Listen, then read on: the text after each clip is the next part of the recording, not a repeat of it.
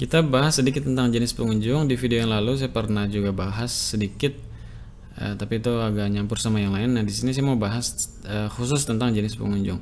Jadi jenis pengunjung itu cuma ada dua sebetulnya ya. Yang pertama itu new visitor, yang kedua adalah returning visitor. Yang pertama itu pelanggan baru, yang kedua itu pelanggan tetap yang datang lagi, datang lagi, datang lagi. Nah, ada yang menarik di sini dari new dan returning visitor karena returning visitor itu nanti sama Google juga dipakai sebagai salah satu acuan bahwa website kita ini bagus atau enggak. Cuma permasalahannya sekian persen dari returning visitor itu adalah bot ya, robot. Bisa dari Google, bisa dari Ahrefs atau website-website yang lain yang menggunakan robot untuk crawling website di seluruh dunia. Tapi itu jumlahnya nggak banyak ya, nggak ya. Kalau returning visitor kita sampai ribuan atau puluhan ribu, mungkin yang robotnya itu cuma beberapa ratus aja ya di seluruh dunia. Nah, dari dua jenis visitor ini ada 3 sumber yang bisa kita pelajari juga.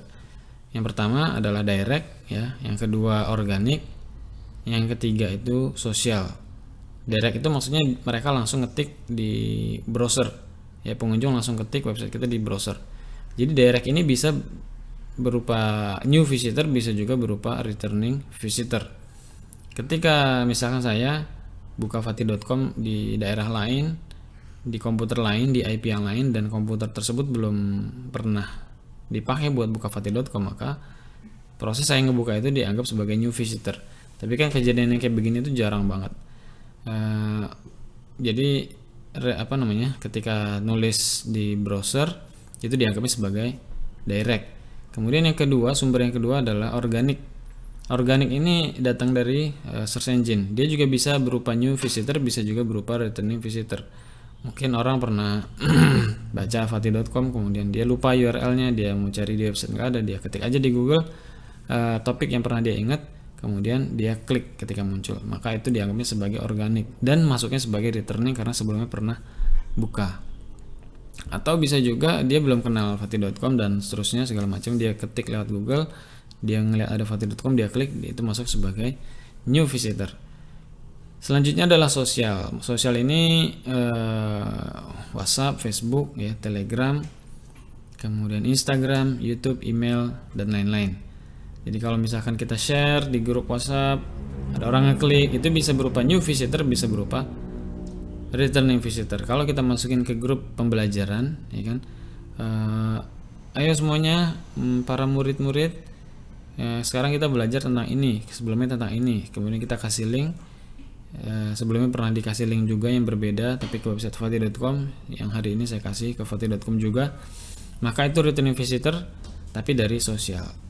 Sumbernya dari sosial. Facebook, Telegram itu juga sama. Facebook saya punya akun yang di follow banyak orang. Ketika saya share di situ, maka ada kemungkinan besarnya adalah returning visitor. Kalau misalkan ada orang yang nge-share status Facebook saya, ada kemungkinan saya dapat new visitor, tapi sumbernya dari Facebook. Dari Telegram juga sama, Instagram ada swipe, ada link di bio, ada swipe up, ada link di bio. Kemudian dari YouTube kita bisa taruh di deskripsi, bisa taruh di kolom komentar. Dari email ya didapetin ya. Dari email kalau kita hari ini kirim ke subscriber baru, maka itu dia akan dianggap sebagai new visitor. Tapi kalau yang buka itu subscriber lama, maka akan dianggap sebagai returning visitor. Jadi itulah jenis-jenis pengunjung sekaligus sumber-sumbernya. Jadi sama ya, 3 sumber itu, direct, organik, sosial, itu bisa mendatangkan returning dan new. Tapi jenis pengunjung itu cuma ada 2, returning sama new. Returning itu lebih bagus kualitasnya karena akan dianggap sebagai website yang berkualitas oleh Google. Demikian, semoga bermanfaat. Sampai jumpa di video yang lain.